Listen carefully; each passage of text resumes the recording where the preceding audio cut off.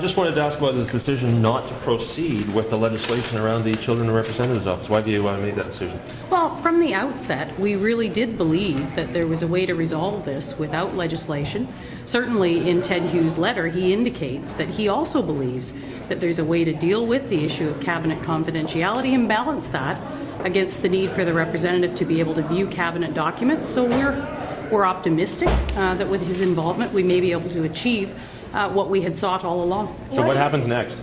Well, next we engage with Mr. Hughes and with the representative, and hopefully we achieve the resolution that we've been seeking. Why does it take an outside person to get these things worked out?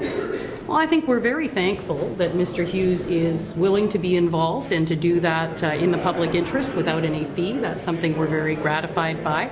But nevertheless, this was a dispute about some matters of significant importance to government. It was one that we attempted to resolve without a legislative means. Unfortunately, that did not meet with the willingness of the representative. Nevertheless, we have another opportunity here, and we're hopeful that that will be successful. But why did it take Ted Hughes getting involved for you folks to back down on this? I mean, this isn't new. This has been going on for a while. Well, what Ted Hughes offered was a new opportunity to resolve this in a different manner. Certainly previous to this, our attempts at trying to resolve this without legislation did not meet with success. We're hopeful that with the involvement of Mr. Hughes, that might have a different outcome. So if that doesn't work, you'll go ahead with the amendment?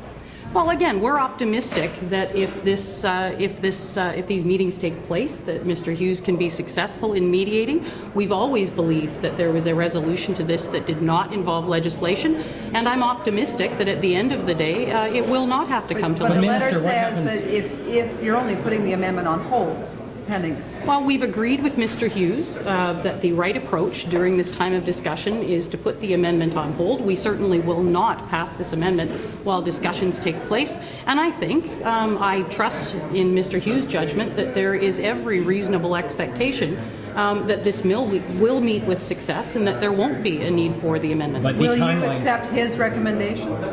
Well, again, we're entering into these discussions in good faith. We've always believed that there was a resolution to this without legislation, and we trust that with Mr. Hughes' help, we can achieve what we have sought for so long. Mr. Hughes' letter, though, seemed to suggest that he wanted more time than the 3 weeks that you're giving to resolve this particular dispute.